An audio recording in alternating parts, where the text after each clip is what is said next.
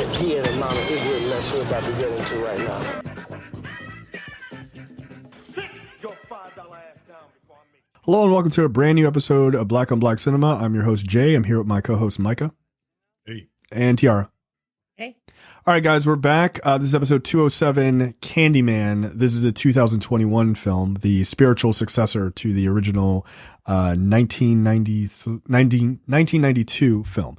This one is directed by Nia DaCosta, written by Jordan Peele, Wynn Rosenfeld, and Nia DaCosta herself, based on the story The Forbidden by Clive Barker.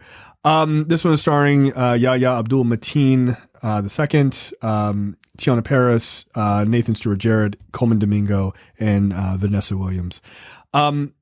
So this picks up a long time after the original one, about a young artist named Anthony McCoy who learns about the sort of Candyman mythos, and him and his girlfriend are living in the new gentrified apartments where Cabrini-Green projects were before they were torn down. He learns about the Candyman sort of mythos, and then he sort of goes out seeking more information, and then he starts investigating it and like painting about it and stuff like that. And then things just kind of go down the rabbit hole for him. I've seen this, so I'm interested to hear from the two of you first. Tiara, what were your thoughts on this movie? So I watched it twice, including like a few hours ago. On my second viewing, I actually liked it a little less. Okay. I wanted to like it so much more than I actually did. It felt kind of thin to me. And if there's one thing about watching or reading certain things, it's like I don't like when I feel like I'm missing information, or it feels like I've like skipped a part. But then when I rewind, I'm like, oh no, I didn't miss anything. It's just there's no explanation for how we got from point A to point B, or why this transition is happening so fast. And then I realized what it was for me, and I thought the movie was too short, actually. It's like an hour and a half. It's like 90 minutes or 91 minutes, like exactly. Yeah. Yep. And I thought that was far too short for the kind of commentary it was trying to give, and considering the lore of the Candyman expanding and having this character kind of delve into that and kind of get lost in that kind of lore as well. Mm-hmm. I thought the performances were great. I think the way that it was shot, it definitely felt like it was shot for dark skin. I mean, Yaya and Tiana looked amazing on film. I wish there was more. I understand the commentary, and I really enjoyed like the scenes where they were telling stories and like using the puppets as a way to kind of recap the first movie, and even kind of show different points of racial injustice in the credits. I just felt like there could have been more to like kind of beef up the story a bit. Okay. But I enjoyed it. I wasn't as scary as I thought it was going to be. But yeah, it was just okay. Okay. All right. Micah, your thoughts? I'm in line with you, Tiara. I think this movie is pretty good, but I was expecting something like phenomenal. And part of it is because I let the hype of the movie kind of, set my expectations, which you shouldn't, but it is what it is. I think the movie was pretty good. There are things that I like and there are things that I don't. You mentioned the cinematography. It's beautiful. It's a beautifully shot movie. It ever like colors pop. The images of the government housing sitting in the shadow of the regentrified like high-rise tower, like the stark contrast of the blue tower with the like earthly looking like lived in public housing homes. Like it just looks beautiful. The movie is just it looks amazing. I dig the commentary, although we get on other movies when they slam this commentary in your face, right? Like they don't do it as bad as some, but it's not like hitting you over the head with a sledgehammer, but it's like hitting you over the head with a wiffle ball bat. You know what I mean? Like, it's there. You know what I mean? Trying to hook you to the message. Do you need a hand? I like what they were doing with like the mythos of Candyman, right? Like Candyman is an obvious metaphor in this movie for Black pain. And I like the idea of it being weaponized as like a ghost rider for Black people, right? Like the spirit of vengeance. But here's where the movie kind of falls a bit for me. And it's story based. It's the rules, right? It's the rules. What are the rules of summoning Candyman?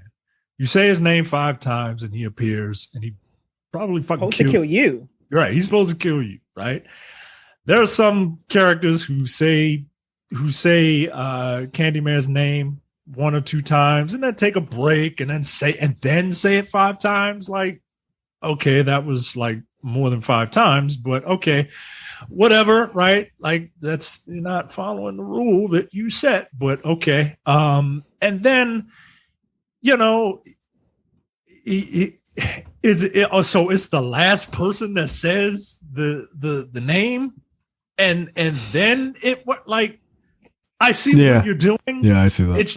It's just a clunky way of trying to get him to be the spirit of vengeance. Like, he's not your genie, yo. Like, he's not. And then isn't he? Isn't he? By the end, if you're gonna have this character be the spirit of vengeance, right?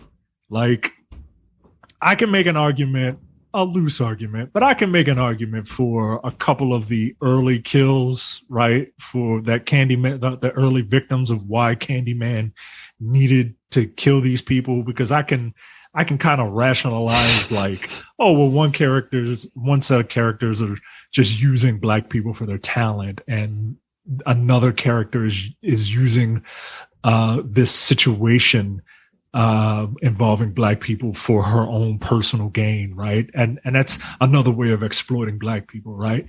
What did those 4 girls in high school do to warrant the spirit of Black vengeance killing them?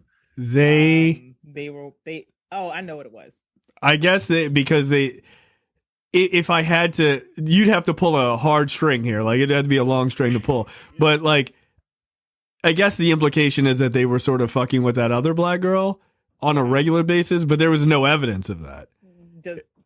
And also, yeah, he was just like, yo, don't call my name and be white. Yeah. Like, that was it. That was a wrap for you. Yo, don't do that. Because someone else in this film dies from Candyman who is not white. Who? No one does. Flashback. We'll get to it, and I'll point it out. But it's in the flashback. Oh, okay. Like, is it from the original movie? Because in this movie, he don't kill nobody who's not white. It's with Burke. All right, you have to point it out. I'm not sure what you're talking about, but like, okay, no, we'll get to it. Because there's a hilarious scene where when those girls are in high school, and the Asian girl's like, "Nah, I'm out," and the Candyman was like, "You good? You good? You close enough? You close enough?" Micah just said like about the rules, because I thought the rules were, or at least it was said, they say I shed innocent blood, but you're far from innocent. I'm like, but the 4 girls deserve. Nah, yo, they didn't deserve to die, yo. Like, I get it, yo. Agree. That cop was a crooked fucking cop. Agree to disagree. You gotta die. Nah, yo, like, agree to disagree. Those kids had it coming. And I have high school kids are assholes. Sure. Do they deserve to die? Like that? Who am I to say? I'm not Candyman's agent. I don't know what he does. Maybe it depends on the type of spirit that you summon. I don't know. What maybe Candyman wasn't in the mood to be full of nuance that day. He was like, "You white? You called? All right, well, bet." It's kind of fucked up when you look at it from like all the people who killed. Like, damn, really? Yo, they were high school. It's like you gotta not. Yeah. Like, God damn. He's on some Freddy Krueger shit. Like, no, I'm gonna kill some kids like for no reason. So you know, if the story was just tightened up a little bit, I think this would have. I think it would have knocked it out of the park for me. I had a good time watching it, but it's not. You know, some of the story stuff bothered me a bit, but it didn't bother me enough that I wouldn't like recommend this movie. I mean, we didn't spoil the shit already, but yeah, I enjoyed myself. And I look, Yahya Abdul-Mateen, he's quickly becoming one of my favorite actors. He's really good at what he's doing. Tiana Paris, I mean, I've loved her since I've seen her in Survivor's Remorse, which is a very underrated television show from on I love Starz. that show. I love that show. It's really good. Performances all around.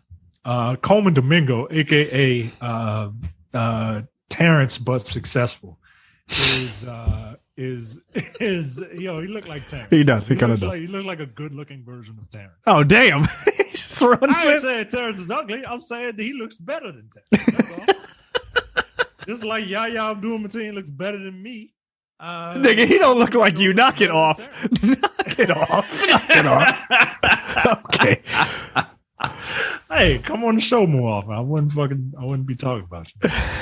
We still would, but it's fine. But yeah, man. But yeah, like performances all around was solid.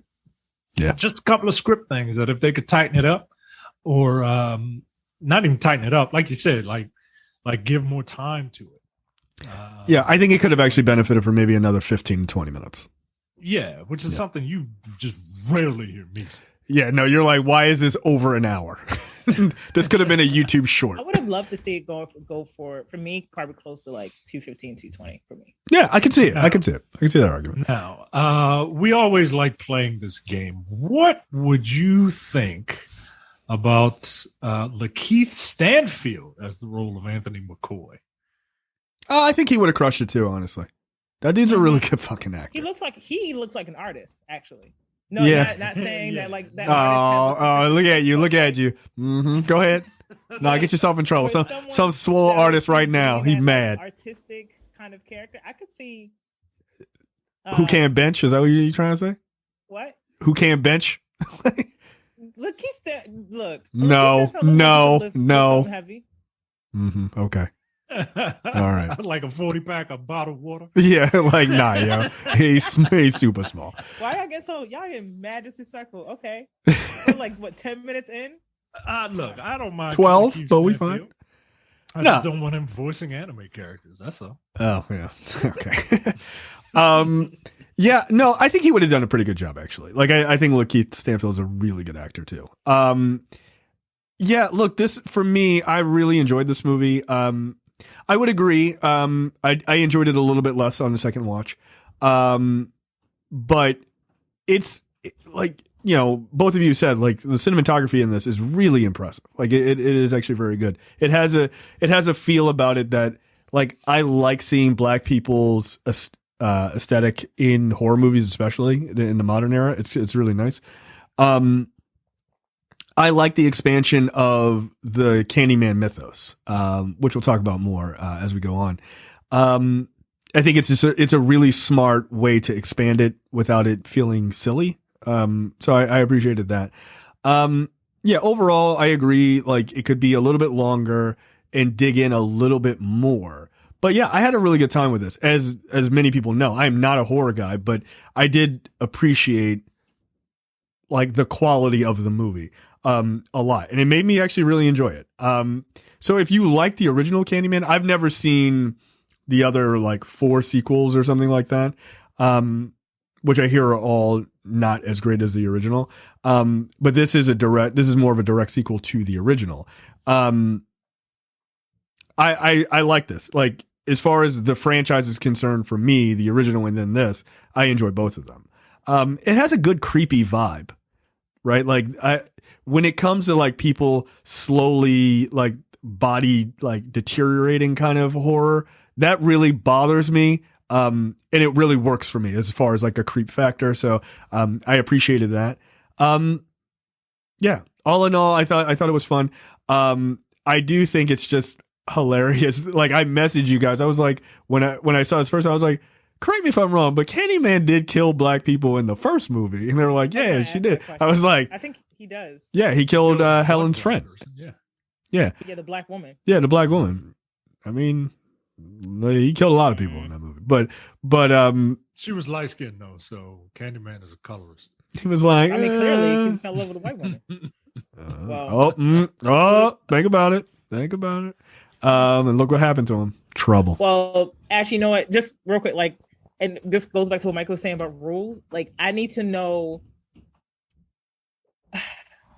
I feel like if you're going to bring something new that changes the story around the Candyman character, I think I'm going to need answers as to why certain things in the first movie happened in terms of summoning Candyman compared to why we get this kind of Candyman in this film. And considering the larger context of the film, why wouldn't you... God, I don't want to say it without spoiling it. Like, why wouldn't you get like... Yeah, the whole episode's a spoiler. Okay. This is a review of Candyman, by the way, if you haven't figured out. Depending... Like why only Tony Todd's Candyman in the original and not more of him in this one? Where was Sherman Spirit in the first one? Like, this is what I mean, but I feel like if you're gonna bring in these new concepts, you kind of have to explain it, because if you're someone, I'm assuming that people who've seen this movie have seen the first one and probably have similar questions as to why we didn't get further into the different types of Candymen that clearly exists within this universe now. Right. My guess is their point was Helen, the nosy white woman from the original, was only focused on Tony Todd's character, so that's the only reason why we knew about him, right? And then there was really nobody there. There was no Coleman Domingo to kind of give the breakdown of the entire universe, so to speak. Well, yeah, I mean, like also because like clearly like the Helen Lyle thing is like legendary now, but Sherman was dead before Helen got there, and was also killed in Cabrini-Green. So right. I guess that's just something like I would have liked this movie to explain to the audience, instead of just saying like, "Hey guys, it's Candyman," but it's not Tony Todd Candyman. It's a whole new person who came before Helen Lyle, and now we have this whole backstory, but we're not going to bother to really explain why we get two different versions, and why we would see more of one than the other. Right. Also, Helen became Candyman at the end of that movie. Yes. Like her ex-husband who cheated, she cheated on her. He was like, "Oh, Helen," and then her bald head burnt up ass was like, surprise! Killed her. That's right. Fuck, I forgot about that. Yeah. So it's just. I feel like maybe there should be a Helen 2. Like she needs a movie. Karen. Yeah, no, that's a fair point. I guess they were just like, nah, we're not going to let the white woman become Candyman. Get out of here. That's what I mean by when I was like, I was watching, I was like, did I miss something? Like, I knew I had like taken something the first time I tried watching it. But I was like, I don't approve of that behavior at all. Like, I'm pretty sure I didn't miss anything. And then I'm like, no, I didn't miss anything. It's just, it wasn't. They just kind of skip over it, right? Yeah.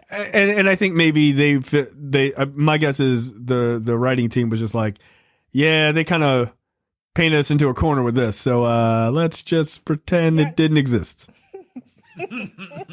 Just like, fuck it, who cares? So, all right, let's go through it. So the beginning of the movie, it's 1977, and we see a young boy who talks about how there was like a kind of a lockdown, and he's at Cabrini-Green, and he talks about knowing this guy, meeting this guy who used to give out candy, who used to hide in the walls. His name was Sherman Fields, and like when I saw this, I was like, okay, so they're just like not gonna like this is just a regular dude. Like, how are they going to explain this? But they go into depth a little bit better later on, which I thought was cool. And you find out, you see the cops hear a boy scream who gets scared, by the Sherman Fields character. Cause he's creepy. Like, there's a dude came out the walls with a hook hand and is trying to give kids candy. Like, get the fuck out of here. And so the cops come running into the building, and then it cuts to the sort of opening of the movie, which is really good, by the way. This like upside down view of the city is very fucking creepy in the way that the buildings kind of come out of the clouds. It's very, very weird and, very effective, by the way.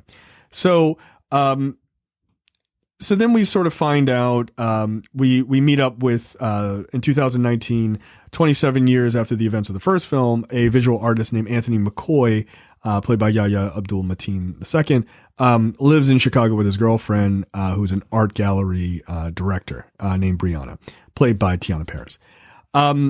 We see this little get together between those two characters and Brianna's brother and his boyfriend. And the brother is like, hey, you guys want to hear a spooky story? And he tells the Candyman story, because where they live is on the grounds of where the Cabrini-Green projects used to be. Yeah, I don't need that. That's not the type of, it's not the type of story I need at a dinner party. Like, get out of here. Also, do artists Tells it wrong, by the way. He tells it like it's not. It's, you know how legends are kind of. Yeah, they're changed in what I mean. Yeah, but it's not the actual story of what happens in the movie. That gets told later by Terrence's uncle. Do artists make that kind of money to be affording 2-floor apartments like that? No. Our gallery director does. Okay. It's her. Oh, right? It's hers. Yeah. Oh, okay. Yeah. No, no, them paintbrushes ain't paying for that. Like, no. I keep forgetting how she was like, oh, my apartment. I'm sorry, our apartment. I'm like, no, girl, you right. You met it. You said right. Nah, yo, no. They together. They together. His name was on the lease. No, they together. His name better be on the lease too. He putting in work over there. What kind? All right. All right then. Thank you. You find out pretty soon into the movie. Black Hope of Chicago. That kind of work. So they do show the puppetry of the a sort of retelling of the first movie, which is very cool. Like, a lot of people really enjoyed this. I thought it was very good. It was creepy as hell. But yeah, I dug it. Like, the puppetry stuff was pretty cool. So it just talks about, oh, Helen killed a Rottweiler and all this other shit, and they stole a baby, and all this, right? So then it's like, we see Anthony he goes to, at this gallery where he's supposed to show some new work, and the guy who's running it, victim number one, is like, this is like your old shit. Like, where's the new shit? Where's the hot shit guy of Chicago or whatever? And so he's kind of like Black Hope of Chicago in the future. Yes, the Black Hope of Chicago. Okay, God, all right. Oh, I've met so many of these people at art galleries. This is a very accurate portrayal of an asshole. I hate.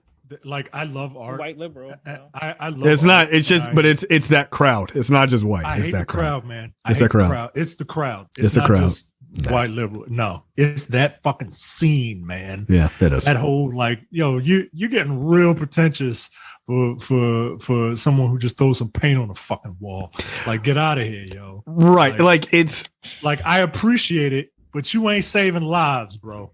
No, you're not. And that's in that scene when he was like, "Oh, I want to talk about white supremacy," and he corrected him and was like, "Oh, so white people." I'm like, "Ooh, I don't." That little part just grated me, because I'm like, no, he said white supremacy, which can encompass different groups of people, not just definitely mostly white, but encompasses a deeper ideology that's in most people. Right. I don't know. That part just really got to me. I mean, there's a lot of sort of like talking down to black people in this, right? And it's like, that's why that guy is 100% gonna get what he deserves in a few minutes, right?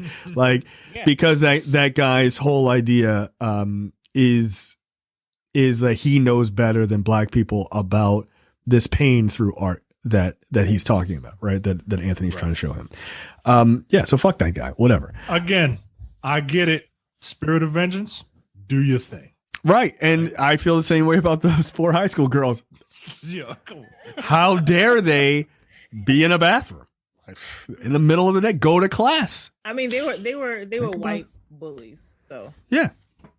They said something mean to that black girl, and they had to get summarily murdered. Yeah. I mean, but for one girl, we didn't even see her body. We just literally just saw a pool of blood or waterfall of blood. For people who don't like horror, such as yourselves, what did you think of? No, you don't. What did you think of the kills? Coward. Right, like they were very bloody, but like weirdly, like lacked violence. Like it was very. Yeah. It was done like all of the violent stuff was really done off screen, right? Like you're not seeing like entrails and shit coming out of the. Oh, I mean, the violence didn't bother me. Like that was fine. Like the gore didn't bother me at all. What bothered me was like, what's his name's characters, like skin falling apart. That shit was gross. Yeah. Oh, you don't like body horror? No. You should watch The Fly. Then, if you don't like body horror, you should watch The Fly. I feel like The Fly. If you don't like body horror, that nigga does not fuck with you. Like he's telling you horrible shit. Like don't listen to him. He's not your friend. This dude is not your friend. The Fly is one of the grossest movies I've ever seen. No, I've never seen it. I've seen clips, and I was like, "That's enough for me." I hope this isn't this. I hope this is the type of review where the more I find things I have issues with, the less I like the film, because I really, really want to like this because black women. But the body horror stuff for this film, like, why not go to a doctor now? Like, no, but like, I mean, no, black dudes don't go to doctors, yo. Black dudes. Nah, see, that's the most accurate shit in this movie. They don't. Like that. No, we don't go to doctors. Fucking tough that shit out. Nah, Robitussin, you good? Don't be a bitch. Yeah, don't be a Don't bitch. be no bitch, yo. He work out. Look, your skin falling off. You need to bench more. That's all it is. Like you're not benching enough. What did Captain America say? What did Captain America say? If you're dead, walk it off. That's right. That's what you do. That's what he said. Okay, well, he does. That man does look like a super soldier. All right, all right. Relax. All right, what are you, a white librarian in this movie? Get out of here. Oh, okay. I'm so glad you said that. That was my favorite scene. Yeah, I'm sure it was. Oh, okay. Can I help you? We'll get to it. We'll get to it when we get to it. I was just like, God damn, lady. I fucking relax. Relax. I mean, lady. I get it. I do. God damn. like you're supposed to be a professional. You gotta bring it down a little bit. You at work. So Anthony goes in search of more information about this Candyman thing because he's intrigued by it. Because that is what artists do. They get themselves in trouble for no reason. And so he goes down to some of the low rises near where Cabrini-Green was. He's like taking pictures of a church that was sort of tangentially tied to that story. And he ends up meeting up with Coleman Domingo's character, who plays a guy named William Burke or Billy Burke, who is a Cabrini-Green resident who tells him more about the Candyman mythos, right? And we find out like way more about sort of the Candyman from when he was a kid. He was a kid in the beginning. The Candyman's name was Sherman Fields, and he talks about how some razor blades ended up in some candy, so they thought it was Sherman, and then the cops ended up killing Sherman in front of him. He got to see it actually himself, and then more razor blades showed up in candy, so they knew that old Sherman was innocent. And then Sherman showed up soon after that, like back from the dead as the Candyman. So, and that kind of starts off the mythos. I don't remember if he tells the whole thing of like all the other Candymen then. I think he tells it later, actually, right? Yeah, he tells it later. Look, go ahead. Yeah. So, yeah, he tells it later. Okay. And you get to see it in the end credit scene. Right. More on that later. Yeah. So look, I think that's it. I think the idea of establishing sort of this quote unquote modern-ish person as a Candyman at this point, who is not the Tony Todd version, is kind of interesting, right? Because I'm like, where are they going with this? Like, surely Tony Todd is in this. Like, I can't imagine you're not going to put him in it. So, more on that later. I mean, that's a bold creative decision to not put that in. Because I will tell you that I think that was probably one of the other things that kind of bothered me a little bit, was that it wasn't the Tony Todd Candyman, this film. Yeah. Also, Tony Todd is an older guy. Like, couldn't tell. That's not how he looks now. That is CGI'd. Like, yeah, of course. Yeah, no, they definitely were like, no. I think it's in that. It made me wonder if that is less for older fans of the franchise and for the newer fans that they want to bring in into the series. I think it's a little bit of both. Yeah. I think they were trying to, like, it would be hard to make Tony Todd, considering how much older he is now, it'd be hard to like really make him terrifying without it just being like mostly CGI, right? Right. But this way you can you can bring them in. Like, I don't think you're getting any more Candyman or Candyman movies like from Nia DaCosta. I don't think you're getting any more from her. I think this is like, that was her part of the mythos and then she's done. So if you get any more Candyman movies, who knows where it goes from there, but I don't think I don't think this is like the start of like 3 Candyman movies or anything. I don't get that impression. Then Anthony starts like painting a bunch of things about Candyman, and he's like, Brianna comes home and he's like, yo, you got to see this. And she's like, oh, you crazy now. Like, you losing your fucking mind. But he feels, he feels like this is his story to tell. And he's like showing these depictions of like these like brutal acts and stuff like that. And Brianna is actually like critiquing it. And she's like, are you clear on all of this? And he's like, I've never been more clear ever in my work than right now, which is interesting. I mean, it's very literal, she says. Right. And it doesn't have a lot of subtlety in it, which is, it literally hits you in the face when you see it. Yeah. Yeah. Which, look, it's a fair criticism. I don't have a problem with it. I get it. I just and I don't. Yeah, I like it, but I like literal stuff because that's the way my brain works, right?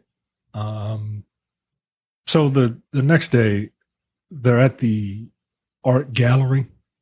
Oh, my voice is killing me. They're at the art gallery, and it's a packed house, and an art critic comes and she looks at Anthony's installation, and he walks over and he's like explaining it to her, and never do that.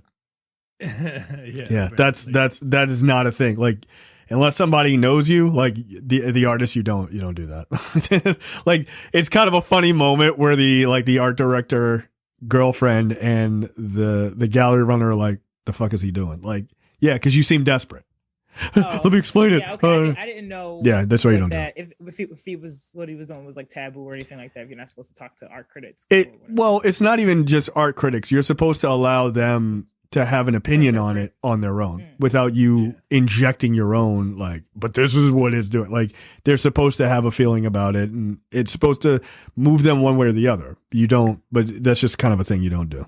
Like, that's why when directors have an ambiguous ending and some hack press person is like, so what did you mean by that? Did the top end up spinning forever, or did the top fall at the end of Inception? And then the directors are like, well, what do you think?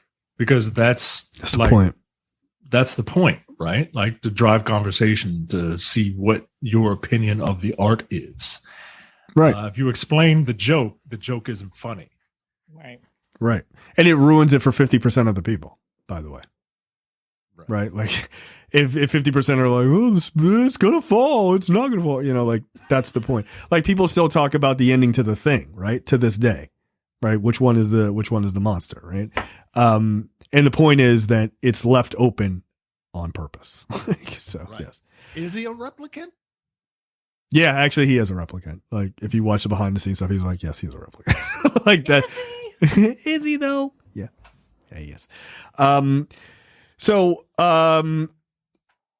you know, like, there's this like sort of funny issue at the art gallery, right? And Anthony just gets drunk. He was like, yeah, fuck this. Hate everybody. Because the art critic is like not really feeling it. And you know, the gallery event is over, and that prick white guy and his girlfriend, who apparently is the dom and he's the sub, as we learned, they decide that they're gonna have sex in the gallery, right in front of Anthony's piece, and his girlfriend is like, so gross. No, I get it. I mean, why not? I mean, it felt gross because of the dude, right? Like, right, not in general. The dude is obviously in a position of authority there, and even Anthony is like, yeah, you stock up off of your morning after pills for all the interns that you fucking like. Ooh, sick burn. But also, I mean, it was just like seeing these two white people fuck in front of this a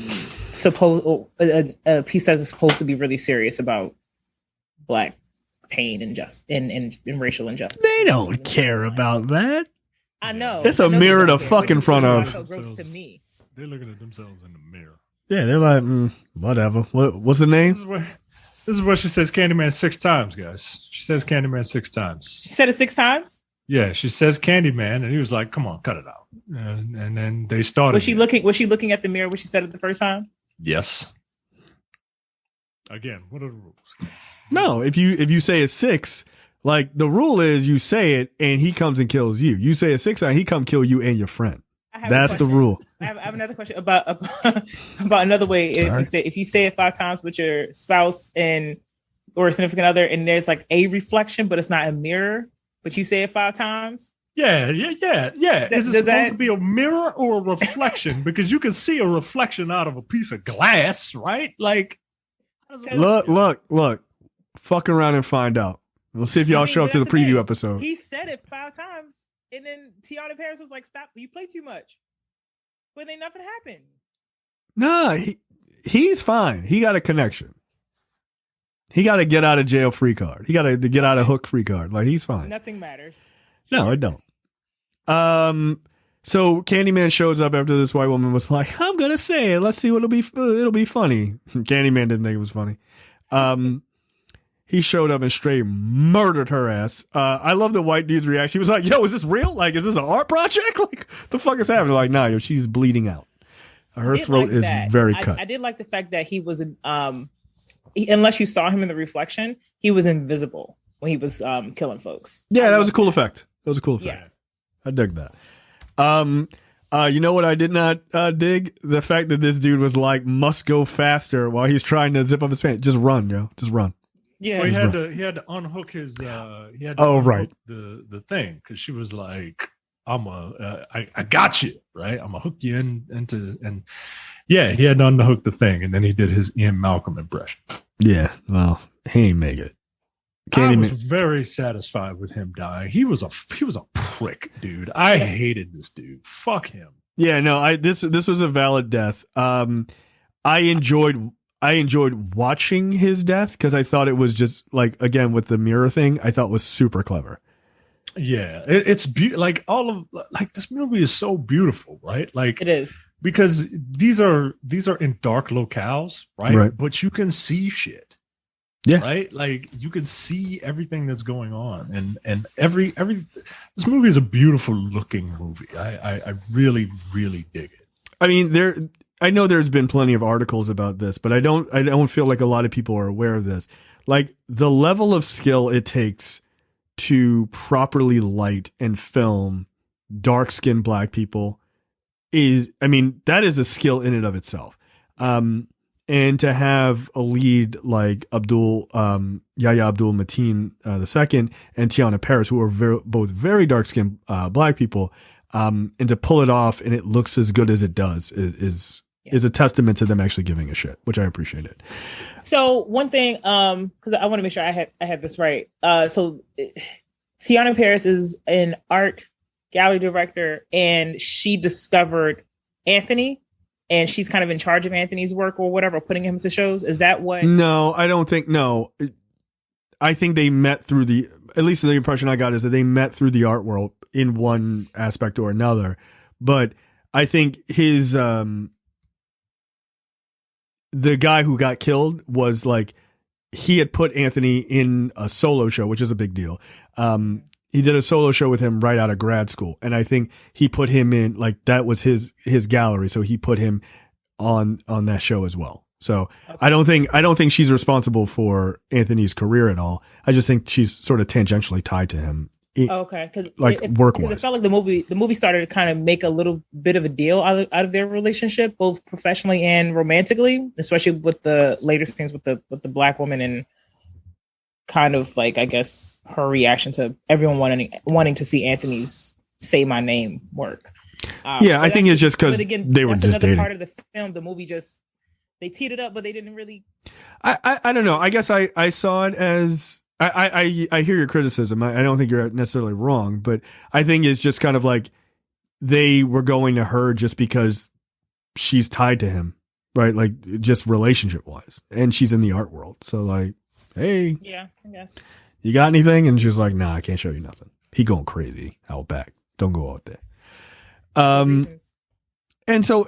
It's really weird because like Anthony starts kind of losing it, and when Brianna comes back from discovering the dead gallery director, and she's like, oh my god, this happened, like Anthony seems super guilty. He's like, they said my name, that's funny, in front of my work. I'd be like, yo, this nigga's guilty of murdering these two white people. Like, this is clear. This is obvious. So I have a question for both of you. You discover bodies, and then your spouse says, "Oh, she going to jail. She going to jail. She going to jail." Is that a deal breaker for you, for both of you? If she did it, she going to jail. I don't want no murder in my household. What the fuck? What if I fuck up? She going to jail. Okay. Unless she murders one of my enemies, and that, I mean, that's love. Depends. Okay, you said it. It depends. I would defend her.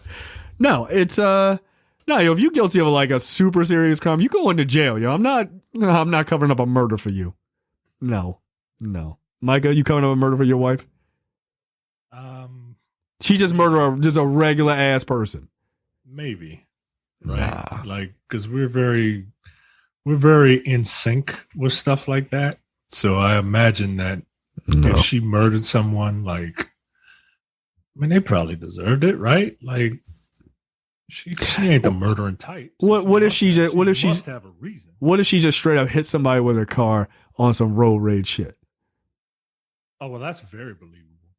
No, I know it's believable that she would do it. I'm saying if she came home, she was like, "Look, I hit that." No, that's dude. not an answer. It would be I would stay with her because it would be something that I could hold over her forever. That's the most Micah answer I've ever heard. Like, no, I wouldn't say anything.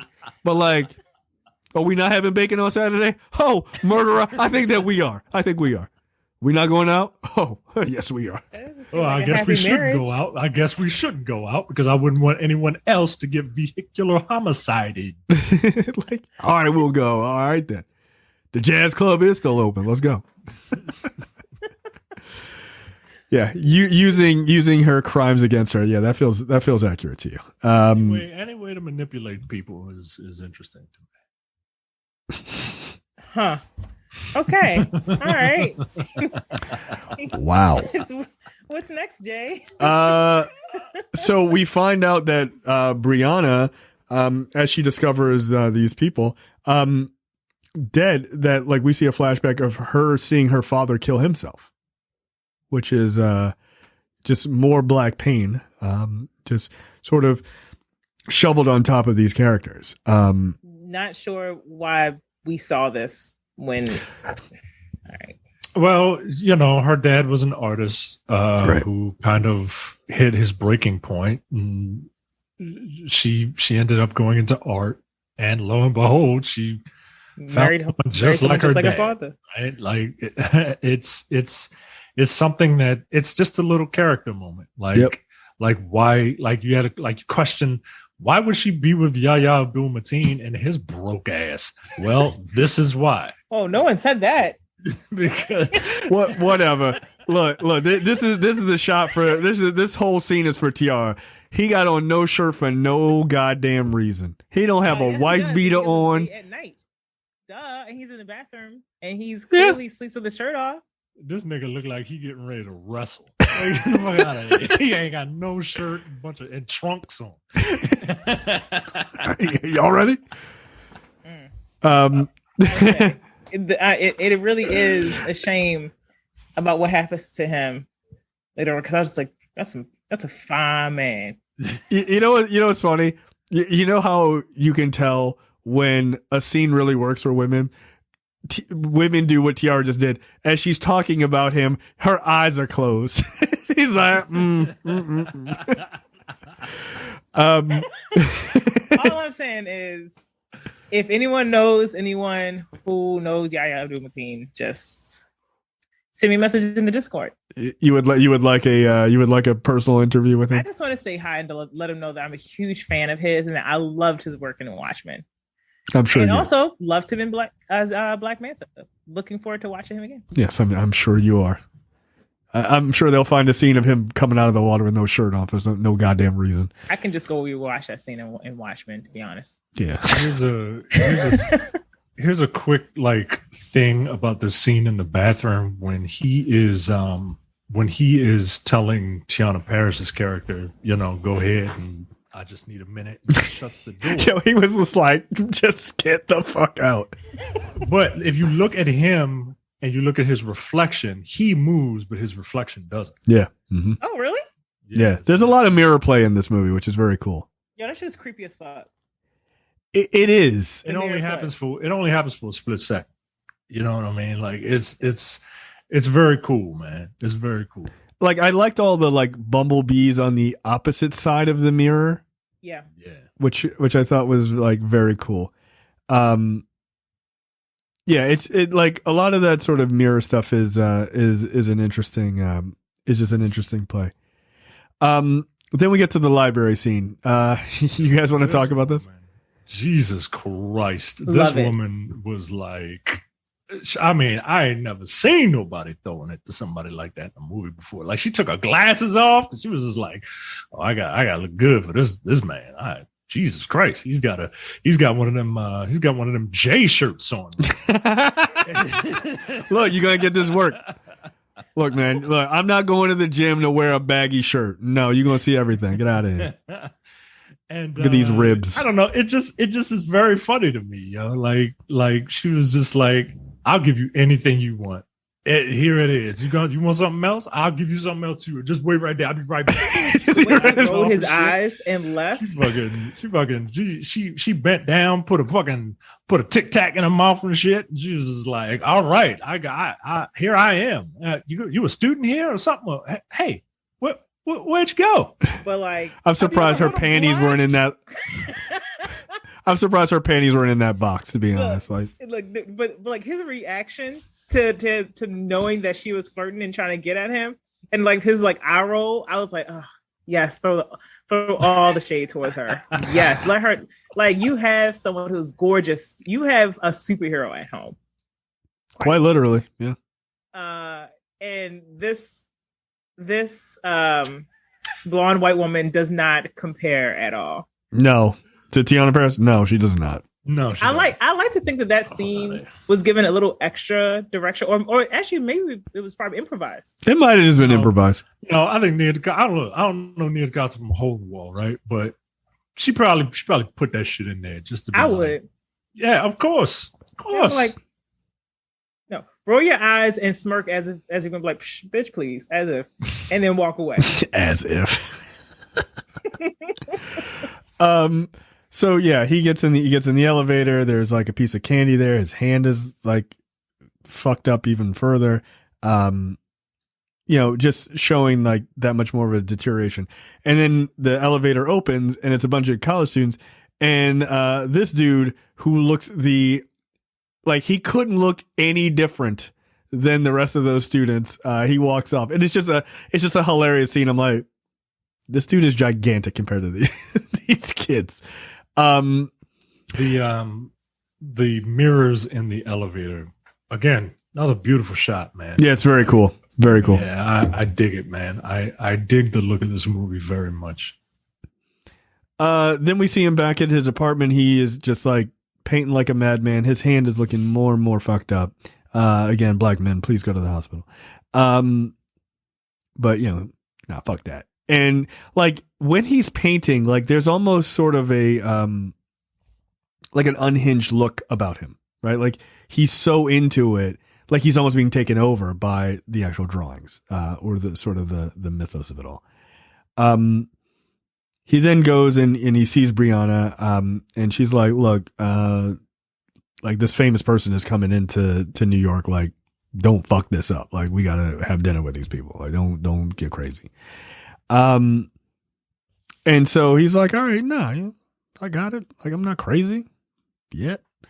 Then Anthony goes to see the art critic, that the white woman art critic who was like kind of giving him shit about his piece the other day. And they talk about it and talk about the piece and stuff like that. And it's all like she said that that like people like him are the reason why like these projects are being regentrified, and right, and that he's part of the problem. And it's just like, yo, what the so okay. Okay, cruising for a hooking, man. that actually brings up something that we actually got to talk about from the beginning, which is where what's her name's brother is like, this was, they made Cabrini-Greens livable, and that's a black gay dude who's saying that. Like they've, he's basically calling out Tiana Paris, or what's her name, Brianna and Anthony for kind of being gentrifiers themselves. Of course they're gentrifiers. Of course they are. So okay, that brings up a bigger topic, right? Can black people be gentrifiers? Do you think they can be? Look, gentrification is about money, yo. It really is. Yep. And the problem is white people have a lot of money. White people are statistically more likely to have more money than most other races. So yes, they want young people. They want young people. They want wealthy people. When you lived in your old neighborhood, they were looking for people like you. Nigga, they wrote. Did I ever tell the story? We went to a neighborhood meeting, right? Like my wife and I. This is probably almost 10 years ago. We went to a neighborhood meeting in my old neighborhood, which was like kind of on the cusp, right? And they were definitely looking for like, hey, what, young upstarts there, right? And because it's an older neighborhood and it's like, a little rough.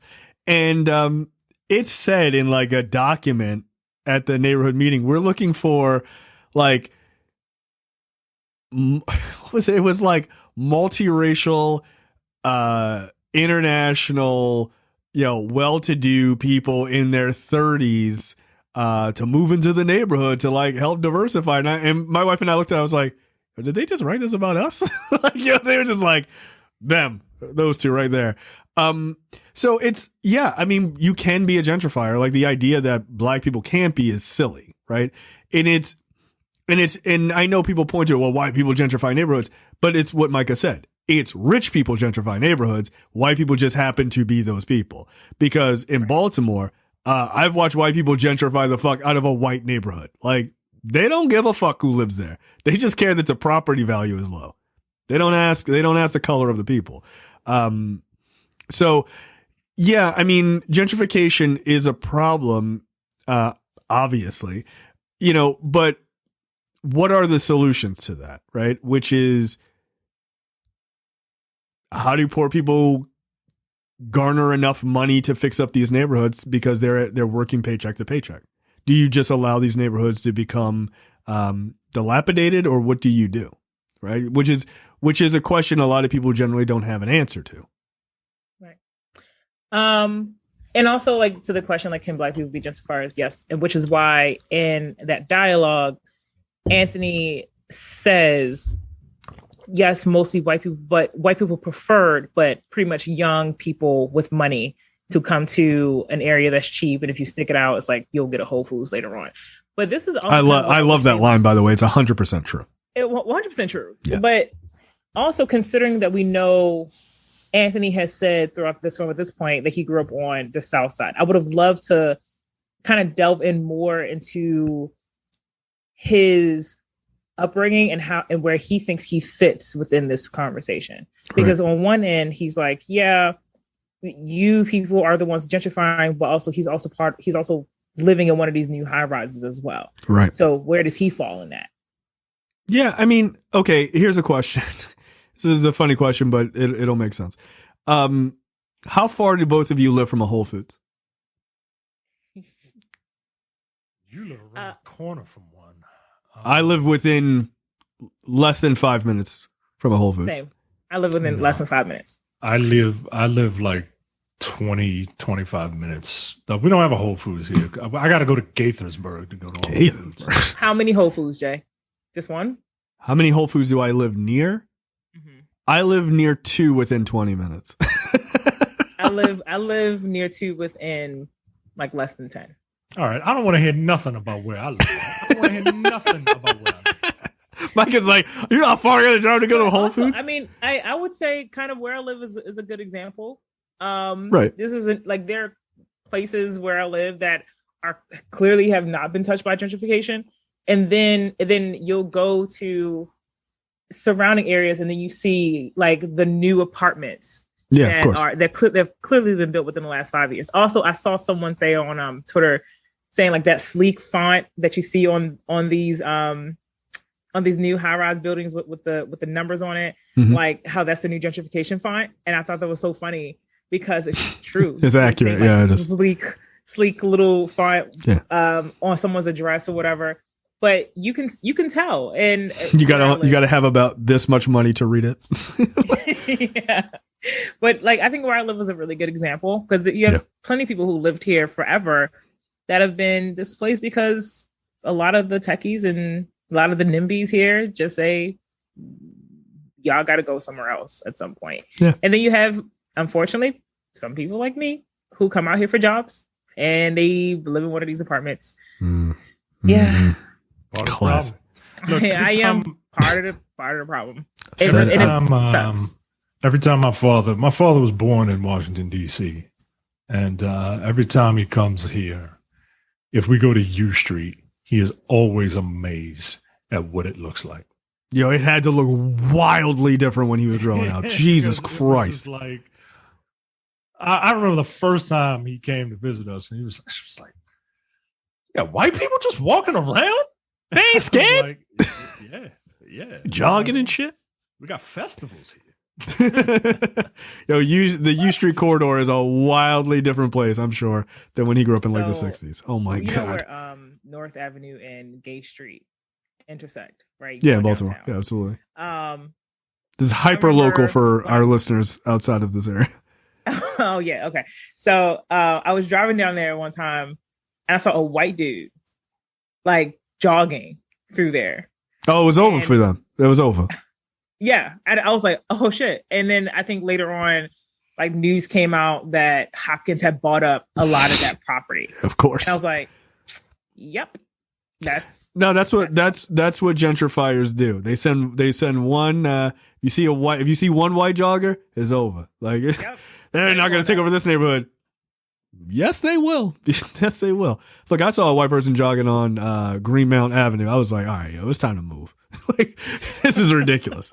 We're getting to Whole Foods soon. But look, I do think like them picking an artist, by the way, as the main character is not on accident, right?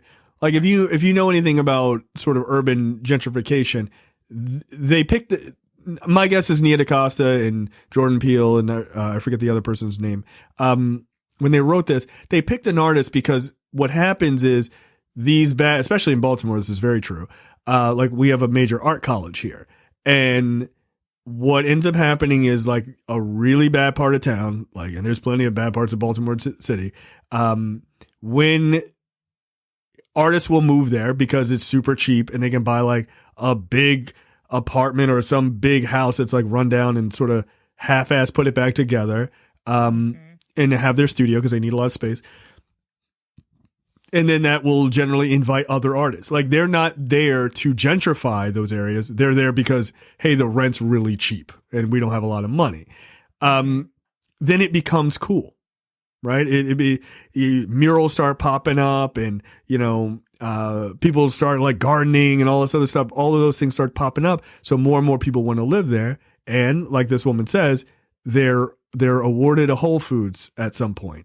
And then the city comes in and says, all right, well, let's change the name of this area to some obnoxiously new name. And then they gentrify the shit out of it, right? With a bunch of, you know, real estate moguls come in and buy it up. So yeah, it's not happenstance that he's an artist. Like that's actually a very real thing. And for him to end the way that he does as sort of this spirit of vengeance, like Micah said, sort of almost fighting back against white people taking over the neighborhood is a nice cycle for that character. It's kind of interesting. So yeah, he's talking to this woman and she's talking like, look, she's talking pretty glib, about, black issues. And, so Yahya Abdul-Mateen does what he does best. He's like, yeah, you should say the name. That'd be hilarious. Be part of the movement then. Yeah, come on. What you scared of? Huh? How dare you? Scared? And she was like, you know what? I'm gonna do that shit. Like, black people don't tell me what to do. I tell black people what to do. So why does it? So did she die because she thought of, or because she was kind of so dismissive and in some ways kind of callous about his work? I think she died because she's trying to capitalize. She's trying to use him to capitalize on this tragedy, right? Like, right. Oh, you're about to be real famous, right? Like I smell it, right? Like there's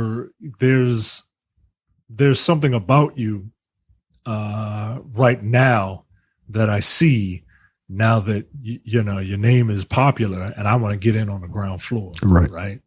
Like she doesn't care about this dude. She wants his story, right? She wants his story to make herself famous, right? Yep. Like that's my rationale. I think that's dead on. I think that's dead on. It's about she gets punished because she's in the business of exploiting black people's talents for her own profit and not giving a fuck about the actual things that they're talking about. Right. She doesn't give a shit. I mean, Anthony spends that whole time schooling her on what gentrification basically is. And she's like, whatever. I don't give a shit. Look, you going to make this art so I can get paid? Like, what's up? Right? Like, she doesn't give a shit. Mike is 100% right. So she decides, you know what? Yeah, you know, I don't really care. And like, then I don't care how good looking this nigger is. He a nigger. He ain't going to tell me what to do. That's right. Candyman, and all that. Say it 2 more times. It's like, surprise. Okay. I'm religious. I'm superstitious as fuck. I'm not saying that shit. I ain't saying that shit. There's a mirror right past where I'm looking. No, listen, too close. What's her name's brother? Tiana Perez's character's brother. Yeah. His boyfriend who tried to say, I was like, look, you need to get rid of him. He trying to bring spirits. Yeah, you playing too much games, yo. He trying to get a root put on us. Like, no, knock it off. See, white people don't believe in ghosts. I don't either, but I believe in Candyman. No, so. I don't you like say black shit. people don't believe in ghosts? No, white people don't believe in ghosts. Oh. They don't believe in black ghosts. Let me rephrase that. Yeah. They're like, nah, this ain't real. Okay. All right, we'll see. Ghost shit, yo. I really don't like ghost shit. I am not a slasher all day. I watch somebody hack somebody up and fucking jump rope with their entrails all day long. So you're not gonna watch like movies like The Conjuring? Nope. No, hell no. Hey, it's a little scary doll. Get the fuck out of here. Y'all would like it. Whatever. No. I like those movies. Yeah. Did you read the plot before you saw it? Right. You fucking coward. That's the thing people don't know about Tiara. When she gets scared, she reads the plot on Wikipedia so she don't have to be afraid anymore. Like a 4-year-old. Get out of here. Look, no, it's not so I don't have to be afraid. I don't like the suspense that certain. You mean you mean the scary movie part of a horror movie? Like the suspense in the suspense thrillers. Oh, I'm too scared. I don't like the anxiety. Give me a readout up in my chest, so I prefer to just read it on my own. I don't spoil shit for me. Let me spoil it for myself, and then decide if I want to watch it. And I do the same thing with books sometimes. I can't help myself. Yo, you read the Wikipedia on a book? The synopsis of a book before? Yo, come on. No, if I'm reading the book and if there's a scene coming up where I know shit is about to hit the fan, sometimes I'll like scroll a few pages just to see how it turns out, and then I go back. Yeah, you're a coward, yo. You're a coward. You're a fucking coward. So then you go. So then you know that there's a happy ending. So then you go back to read it. Yeah, and then like I still get the same feelings of anxiety because I'm reading through. Then why did you read it? What's the point? You don't make any sense. You don't make any sense. This is the insight into the conversations I have with them before I start. Oh my God. Yeah, I know. Everyone's like, wow, those conversations are insane. Because TR is insane. After leaving her apartment, Anthony walks past a mirror and he sees Candyman. He sees Sherman Fields. And I guess he's still in her apartment. And it's a mirror image. Like doing what he does. Oh, you know, and so he's like, he starts freaking out for, you know, rightfully so, because he thinks that his injured hand is going to become a hook. More on that later. Okay. Just never mind. Keep going. Why, you mad? You mad because your boy going to look like that at the end? When you're taking a character through a journey like this, I think I need a little bit more time with this slow decay, for a better word, into madness. Right. But I think I'm gonna save a little bit more of the criticism towards the end. Okay, that's fair. So yeah, he leaves, and we see Candyman straight up murder that white woman in her apartment, which was a cool effect. I enjoyed it. Then we see a dinner party between Brianna and a bunch of navel gazing hoity-toity artsy fartsy folks. Look, all of this is very accurate.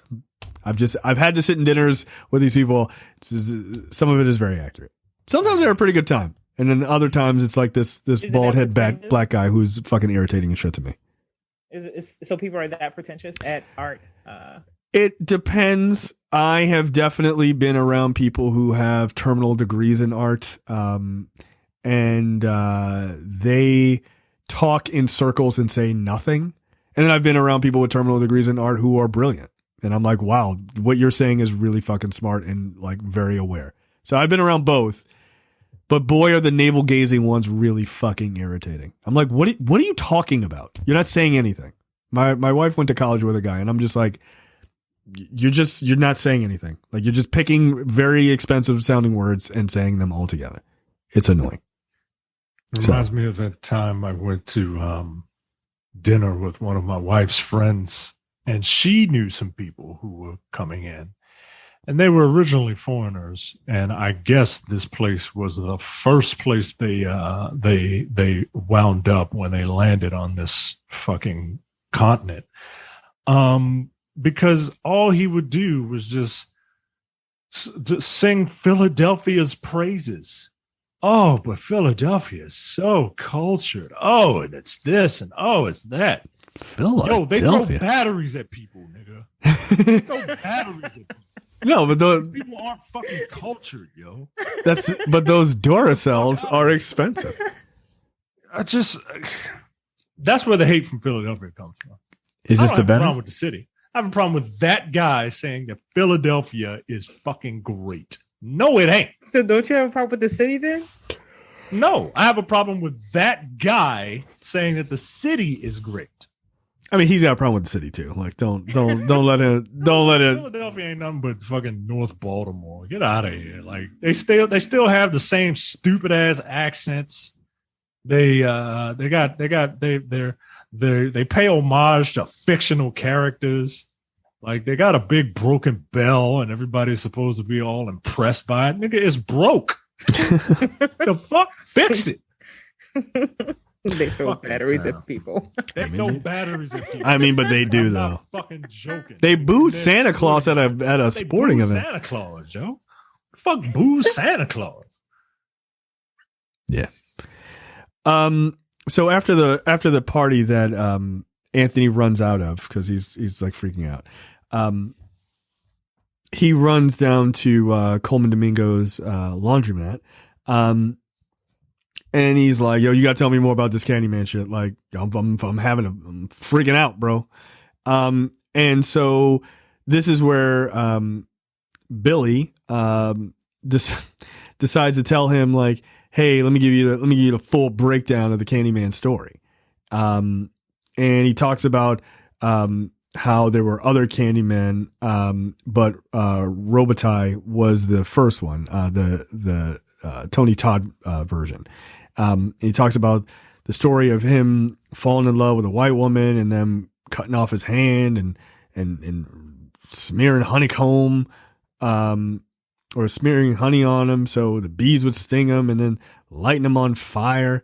And so, like, the way Coleman Domingo tells that story, it's actually really quite heartbreaking, right? And he's like, he used to paint or like draw rich people, and he says, yeah, you know how they are. They love our art, or they love what we make, but not us, right? Like, he makes a lot of like comments like that, which are pretty powerful.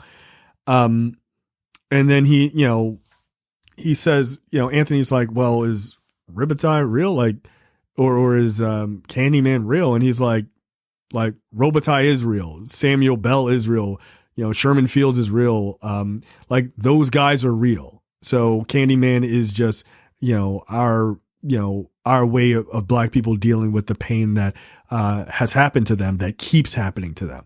So it basically expands the mythos that Candyman are victims of basically being killed by white mobs, innocent black men being killed by white mobs, whether by the police or, otherwise. I thought this was the most clever take, right? Like, this is obviously it changes the mythos a bit, but I thought it was really quite good because it expands it in a way that can include, like, you can keep making these movies if you want. Like, it's literally like Ghost Rider. There can be a new Ghost Rider. And it's this problem that is happening to black men specifically, and it could be a Candy woman at some point. Yeah, her name was Helen. not white Candy woman.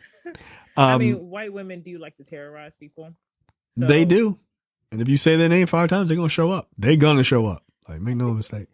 That's what Karen should have been about. It should have been just a white woman who shows up if you say her name 5 times to call the police.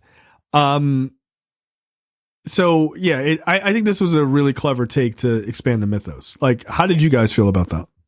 So, and this kind of goes back to where I was saying earlier about how I would love for them to, this is, I think, a time where you give more background as to when you would see a different type of Candyman, because, and I'm just going to take a guess that part of the reason why we saw Tony Todd's Candyman in the first one, is because the Helen Lau character reminded him of the white woman he fell in love with. So to me, that would make sense. But that's a good point. But I don't know if that's just a guess. But I would have loved for them to go into why Burke sees the Sherman version of Candyman, and if there are other people in Cabrini-Green who have seen different versions, like a George Stinney or whomever else, were Candymen, or is Candyman only limited to those projects as well? So I just felt like there's a lot of places to explore. Yeah, that's a good point. When is that lore convenient? Because right now it just seems it's a clever take, but I think without the extra time to kind of go into this new part of the mythos, it kind of fell flat for me. Okay, well, George Stinney was born and killed in South Carolina, and what's his name? James Byrd was born and killed in Texas. You know what I mean? So I guess the spirit of vengeance kind of travels, or it needs to be wherever it needs to be. I don't know. Like you said, it's a really good take. It's a very clever take. I like the idea that maybe there are just Candymen all over the place. Yeah, it's a franchise.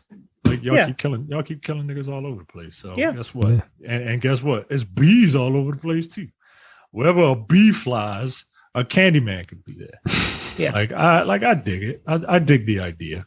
Mm-hmm.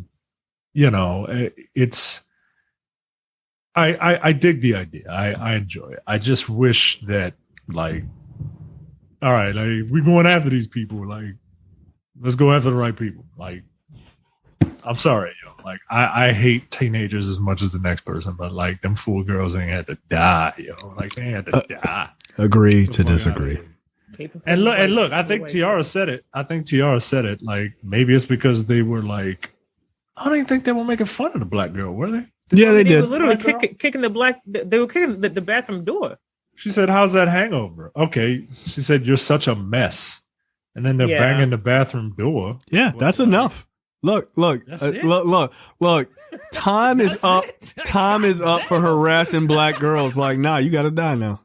That's it. 2000. Yeah. Look, in 2020, Nia DaCosta was like, had enough of this shit. Like, this is a personal shit for her. She was like, yo, I used to get harassed. Like, nah, kill these white women. Like, god damn. I guess the implication is that that's not the first time they've been nasty to her. Nah, look, you got to leave young black girls alone. A lot worse to her. I don't know if it constitutes, shooting innocent person, or if it requires the same kind of justice as shooting an innocent person. But whatever. Just saying. And I'm okay with it. At this point, it's my favorite scene in the whole movie. Is like noticeably worse. And yeah, niggas don't go to hospitals. I think that is the overarching story here. He just has a bee sting. Like, he's not even possessed by Candyman. He just needs to go to the hospital. He was picking at his scab at the dinner table. Yo, that's disgusting. And I'm like, yo, you need, like, are there no other questions about why all of a sudden you're going? The same time that you're learning about Candyman is the same time your hand is literally decaying. Nah, no, we're not going to talk about. No context is going to fill in there. Cool. Nah, don't worry about it. His hand is gross. It sure is. Yeah, this is a gross stump. So there is a big issue between Brianna and Anthony. She confronts him. She sees his work. And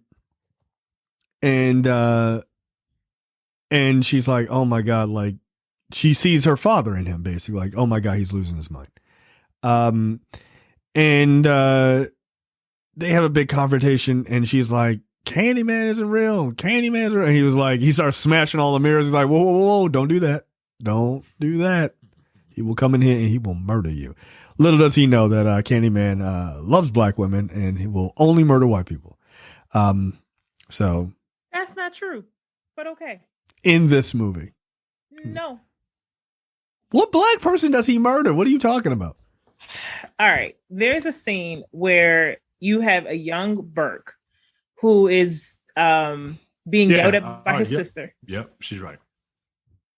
You want me to keep going, Jay? Yeah, go ahead. Go ahead. I know what you're talking about, but explain this to everybody else. He's being yelled by his sister, and because he wants to play the Candyman game. She's like, no, you're a big baby. And his sister goes into the bathroom, says it, and then she gets killed by Candyman. Then he opens up the door. He sees undead Sherman going shh with a hook after he just murdered his sister. That's fine. She shouldn't have been harassing her brother. All right. Well, you heard it here first. Black man kills black woman. Quote Jay. That's fine. Whatever. That's what happens in the movie.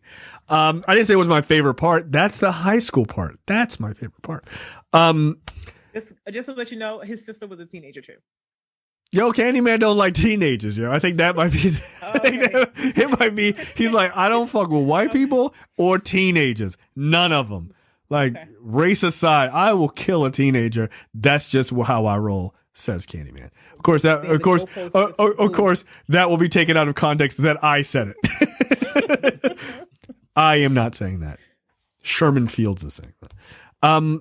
So her brother, Brianna's brother, is like, look, fuck that dude. He starts calling him all sorts of hilarious names, which I appreciated, calling him Dapper Dan ass. At one point, she's like, he believes in Candyman. He was like, Candyman ain't real, nigga, which I thought was hilarious. So then we cut to a high school where five young ladies are going to look into the mirror and say Candyman because one of them, the main white one, was at the art show and she was like, I'm gonna say it. Let's all say it together. And all five of them start saying it, and then they get 3 times in, and the window pops open, and the Asian girl goes, not today. Like, I'm getting a bad vibe, and she bounces. And the other 4, they continue saying it, and well, it doesn't work out well for them. And again, if you're a teenager, don't say that shit. The lead girl says, you ever heard of Candyman? Okay. And then the girl with the real short hair comes up and is like, I ain't no pussy, I'm gonna say it. Candyman. Okay. And then they say it 3 more times. 1, 2, 3. Okay. And then the Asian girl is like, fuck this, I'm out. Okay. And then they say it 1 more time. Bam, that's 5. And then another time. That's 6. What you're late, Candyman. You on J time, Candyman. Always late. That feels offensive. You're cruising for a hooking yourself. Like, get out of here. You're looking for a hooking. I know it's a minor thing, right? It doesn't. But it should be clean. It should be clean. I just, editor. It's a very cool, like, because it's a very cool, like, way to summon someone, right? Like, it's one of the things that everyone knows about Candyman, right? And I don't know. I just wish that it's a very specific thing, and I wish that, especially if you're going to weaponize it, like you do in the end, like, just fucking say that shit fast, like, Candyman. And then yo. Don't do that. Yeah. Not on this podcast. Don't do that. And then he just fucking comes out like fucking a genie and just starts hooking people.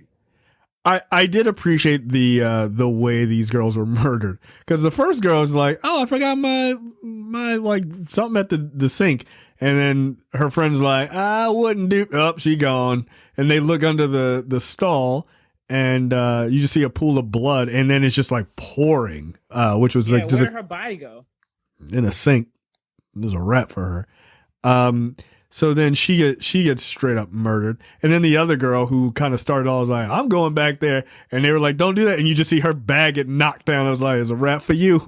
And the thing is, why they were getting slaughtered, like, you hear one of the girls going like, stop it, this isn't funny. I'm like, what are you talking? Yeah, of course it's not funny. Your friends are dead. And so you about to be dead too. Nah, yo, you ain't keeping me in that bathroom, yo. Nah. I'd try to rip that door off the fucking hinges. Get out of here, yo. No. But yeah, Candyman is also a locksmith, so he was like, nice try. So yeah, they died, and the black girl watched it all because she was in the stall, and Candyman doesn't kill that particular black teenager, so it was fine. But also now, and I'm glad she lived because I support it. But also now this black girl is traumatized because she just watched her classmates get fucking murdered. Yeah, but she'll be fine because they were probably evil, is the implication. I mean, trauma is trauma. I guess. You know what's really traumatic? Watching a man pull his own fucking fingernail off in the next scene. Very traumatic for me. I am not a fan of that fucking effect at all. It's fucking awful. It's disgusting. I am not sure why there wasn't more story here about his transformation. That's clearly something is wrong. And you didn't get enough of that? What? You didn't get enough of seeing that? No, what I mean is like, because the movie, because I think we're about to go into like the third act, right, where he work again or whatever. Yeah. This feels very disjointed and feels like it's happening really fast. It's like, okay, his hands basically falling apart. His nail is black and falling and being slid off of the finger now. But of course, no real conversations between him and his girl trying to get to the bottom of this, or she told him to stay away. Like, she was like, don't follow me. Or more information about why this is happening to him specifically. I know we're going to get to the scene with his mom in a bit, and even that. I mean, it's happening to him specifically because it was destined to happen. Right. I think is what they were saying. I think I just wanted a little bit more dialogue for the audience, for me. I think you could probably push up the scene with the mom a little bit earlier. Yeah. Like, it probably shouldn't have come this late. Like, it should have probably been solidly the early part of the second act, where you could be like, oh, this is what's happening. Got it. Right. And not only that, but then he understands why this is happening to him earlier in the film. And that way we can go through the whole motions of him, one, trying to, I guess, fight it or stop it from happening. And then ultimately leading him to be like, well, I guess this is a wrap for me. Yeah. Look, here's a thing in the movie that really bothered me. When Anthony finally goes to the hospital to get his hand looked at and his like face is all messed up too, I'm like, bro, it's taking you way too long to get there. Exactly. That's what I mean. And her reaction. Oh my God. Yeah, the doctor's like, damn, someone broke the pact. I'm like, what did you see his face? Yeah. His face looks like a whole, he's literally dead on one whole side of his body. And it's just like, y'all are being way too calm about this. Yeah, I agree. But there is a scene before he goes to see his mom where he's in the hospital and he's waiting for the doctor to come back. And on the TV, it's like, these 4 girls were killed at, like whatever prep school, and it's tied to the art world murders, specifically the piece called "Say My Name," and I'm like, nobody mentioned that the guy who made it. Like, you're not investigating him. That seems very odd. How is it tied to that? How is it tied to this specific art piece? Right. I mean, like, oh, okay, these people were murdered in the same fashion, right? But like, what if it was the killer from I Know What You Did Last Summer? But also, right? They weren't murdered in the same fashion. I mean, they were murdered with a hook. Yeah, they got a hook it. I mean, that one girl got turned into some fucking paste and poured on the floor, but like one of them literally was disintegrated. I think she was gutted, and then all the blood just bleh, right? Sure. I mean, we'll never know because we didn't get the good stuff, right? Like, we didn't get to see the fucking hook go into the fucking skin and just pull shit out, Right. That's exactly what Michael wants to see from a teenager. He wants to see them being horribly murdered in detail. I mean, look, maybe you're right. Maybe she's going to grow up to be a bastard or something. I don't know. Maybe. Future Karens. So yeah, I just thought that part was a little weird. They're like, yeah, the art murders by that one guy's piece. And I'm like, he's right there. Like, no one talked to him. So Anthony goes to see his mom, who literally hasn't aged a fucking day since the original movie, which is insane. Vanessa Williams, super fine. My wife saw Vanessa Williams in the opening credits, and she was like, "Oh," I was like, "No, not that." Nah, not that Vanessa Williams. Brown skinned Vanessa Williams. So she's like, he goes and he's talking about Candyman, and she's like, don't say that name. Like, don't do that. And so so she's talking about it, and she basically is like, yeah, you were that baby in the original movie. So, like, well, also, wait a minute. You went missing, and Candyman was just hanging out with you and shit. How he got to this point, right? The doctor at the hospital was like, no, you were born here. He was like, I was born on the south side. And then somehow he's able to put kind of two and two together himself? Because I mean, she said when you were taken, but he already kind of knew. But Well, he knew something was fucking odd. Again, like the transition from him being like, well, why did you lie about me being born on the South Side or whatever? And she really gave a non-answer, which is like, well, you were raised on the South Side, but you were born here. And I'm like, but unless you explicitly tell him that he was taken, which she does later on, why would he kind of already know beforehand? Like, how did we get there? I mean, my guess is I saw a Candyman in the mirror, and I'm freaking out, Mama. My hand gonna fall off. Tell me something. I just went to the hospital after my nail came out, but I didn't think to go to the hospital beforehand when I had a deep gash and was picking at it at the dinner table. Yeah, niggas don't go to hospitals. Don't go to the doctor, yo. I mean, I don't know how many times I got to say it. Black dudes don't go to the doctor. They don't. They don't. I still like this movie.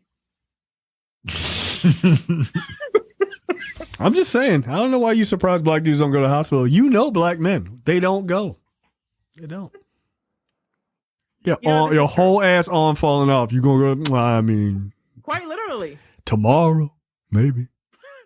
I don't trust them doctors. Like, all right, cool. Yeah. So you got legions of black dudes. I mean, like professional athletes. Like who are just like, I don't know about taking this life-saving medication. I think I'm gonna just stick it out. Who've had COVID multiple times. Right, like dumb. Black dudes don't go to the hospital, yo. They don't. They should, but they don't. They should go to therapy too. They don't. So, some niggas need to take care of yourselves. Yo, that's I mean, that's what y'all for. Black woman. No. You heard it here first. No. See? No, take care of yourselves. God damn. See? What kind of queen response is that? Huh? Not a queen. Oh, now she not. Mm-hmm. Yeah, let some Asian dude, let some South Korean dude call himself a king. She'd be like, "You right?" What did you say in the last episode or the Karen episode or whatever about queens and kings? That's y'all. That's y'all. Like that's what I do. Y'all on that king and queen shit. Okay, sure. That's not what I do. I'm just saying that's how y'all gonna end up. Not helping a black man. Sad. Should have helped himself. Damn. Should have gotten into all that trouble in the first place. See? Should do something else. See how they treat y'all? See how they do? So yeah, after learning that he is the child that was stolen from the first Candyman, which to me from the trailer I was like, that is pretty obvious who he was. It was a nice twist, but it was very predictable, but I forgive it because it was executed well in the movie. Right. You're just like, it's a good way to pick it up, right? Like to actually make this character very much connected to Candyman in the original. So he goes back into back down to the low rises in Cabrini-Green. One of my favorite moments in this movie, Brianna goes into Billy's laundromat and she's looking for Anthony and she's looking for Billy and trying to figure it out, and she sees Anthony's little beanie. She's like looking around and she opens up a door and it's like down to a dark basement, and she looks at it, she was like, nope. And turns right around, which is the most black people shit of all time. Like, nah, yo, I'm not doing that. That is some white people shit. I burst out laughing when I saw this the first time. I was like, yeah, that's about right. Like, yep. Nah, this shit don't feel right. And then the door is locked, unfortunately, so she's kind of forced to do it anyway. Apparently no one can hear her. So she ends up going down there. We see the flashback of Candyman killing that innocent black girl, but there's no way to know if it was really Candyman. It was probably a white person. I'm just saying. Candyman is innocent.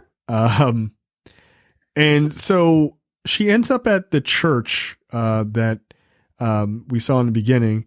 And this is where Coleman Domingo just like lets y'all know, like, yo, if you didn't think I was going to bring 100% to this fucking movie, like, I feel like you don't know what my name is.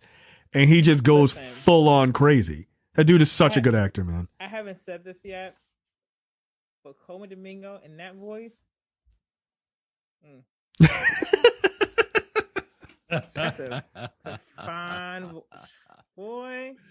I like this dude, man. I like him a lot. I think he's great in everything. I really do. Yeah, he's really really good. Like when he gets fucking pissed, like he is. Person. What's that? He knows how to play the fuck out of a shady person. Have you seen Zola? No, I know him from.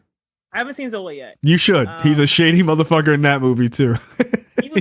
he was a shady dude in Fear the Walking Dead. I don't know if he's still on that show though. I wouldn't know. Oh, he's from Philadelphia. Oh, damn. Sorry to hear that. Sorry. I don't think he lived there anymore. He's in California. He got the fuck out of there. Yeah, he's 51. Yeah, good for him. All right. Moved to San Francisco. So. Yeah, he got out of there. He knew what was up. Go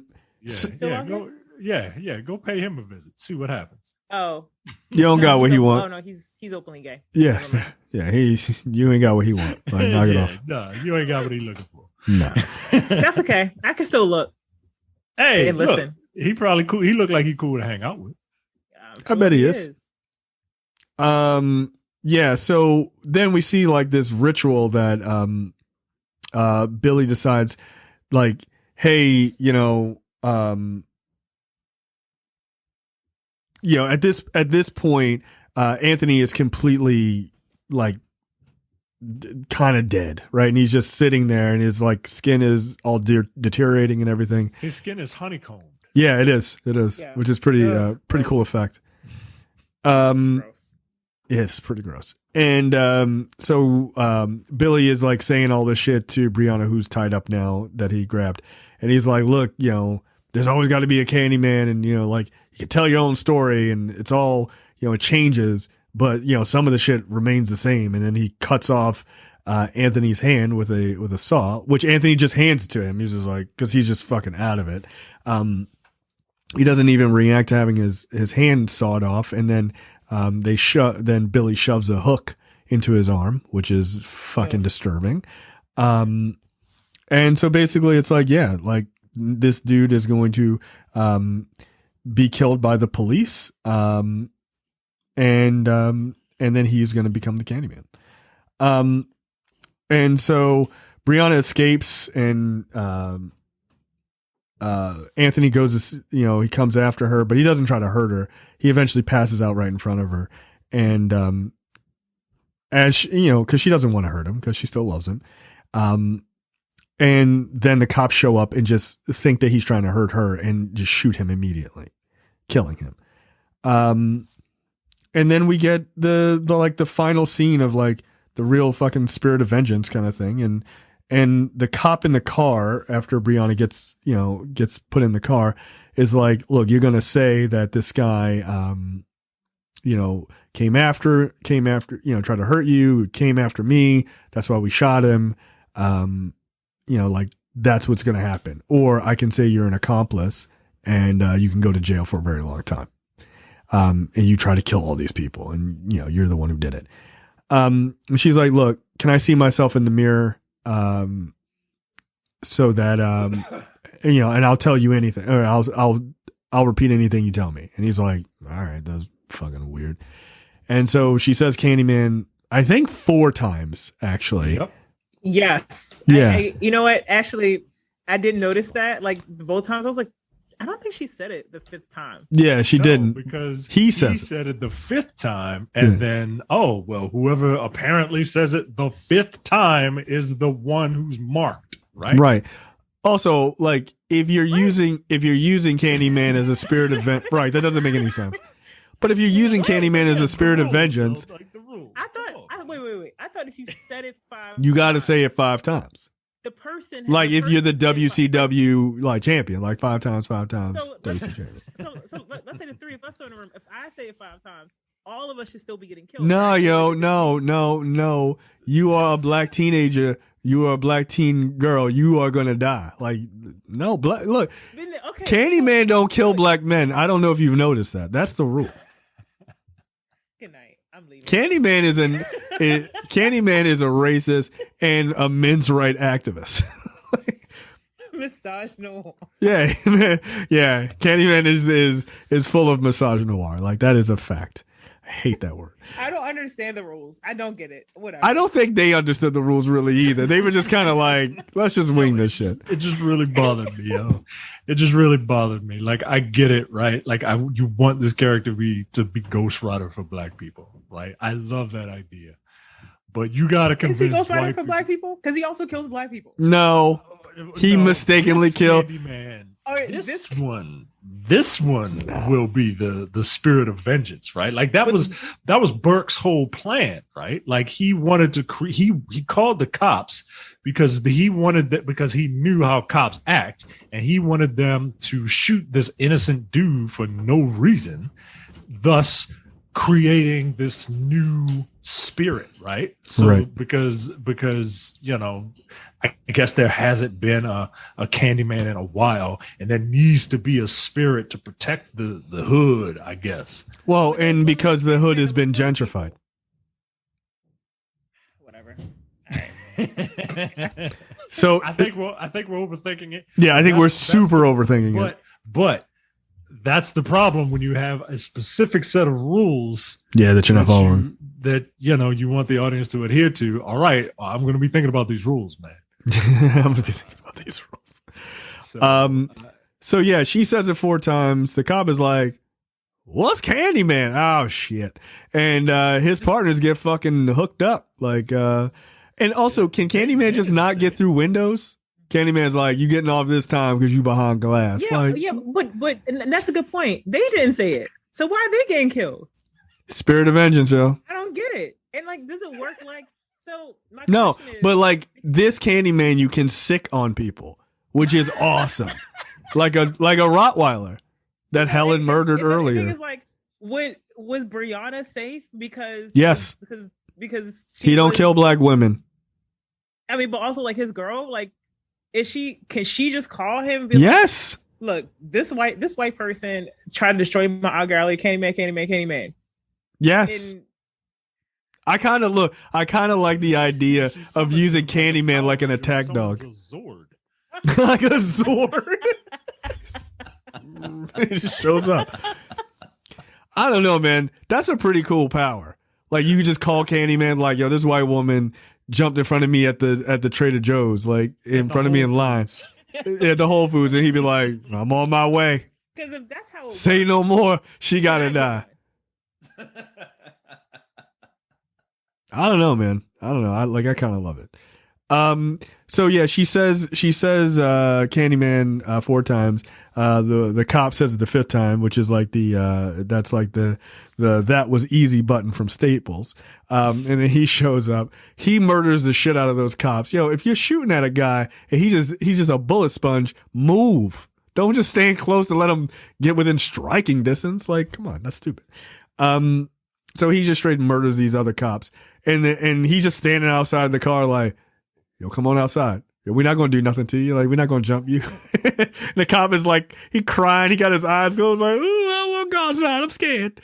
And then eventually he does. I'm like, why? Drive away. And he tries to run. Candyman catches his ass because he's a spirit. You can't run that fast. And Brianna gets out of the car because she feels like, well, I got a black man who is protecting me, a king, if you will. And so she just goes walking down the street and she sees Candyman straight murder that dude, which was awesome. So I have to ask, and I know this is me probably just asking too many questions again. Yeah, you're thinking too much.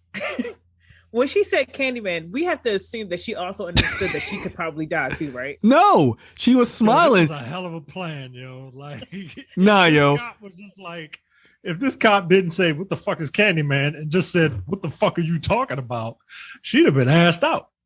Oh, you're saying she set up she hit him with the 4, so he would say the 5th one. Oh, that's 100% what she did. Oh, I see. No, that's nonsense.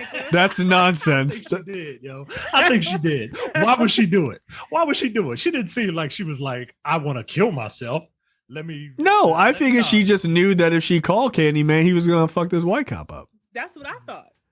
Oh, you're saying? Yeah, she knew that if she called, that's what I said. If she called the dog and said, "Get him." No, but what you're saying is what you're saying though is that she was like, I'm gonna say Candyman 4 times, and then he gonna say it the 5th time. I get to like pass it like Uno or some shit, like skip that person. It goes to him. You get to pass this draw 4 to the cop. Right. Now he got to draw 4 hooks out of his ass. Yeah, right. Like I get it. No reverses. No reverse. That's what I think she was doing.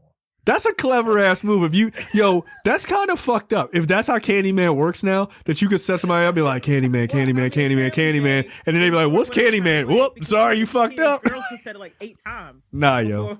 Before this thing was able to come out. Nah, you shouldn't be able to hit like Michael said, you shouldn't be able to hit a nigga with like 4 draw 4s and then somebody hit him with another draw 4 and be like, nah, that's fucked up. You can't do that, yo. Those are not the rules.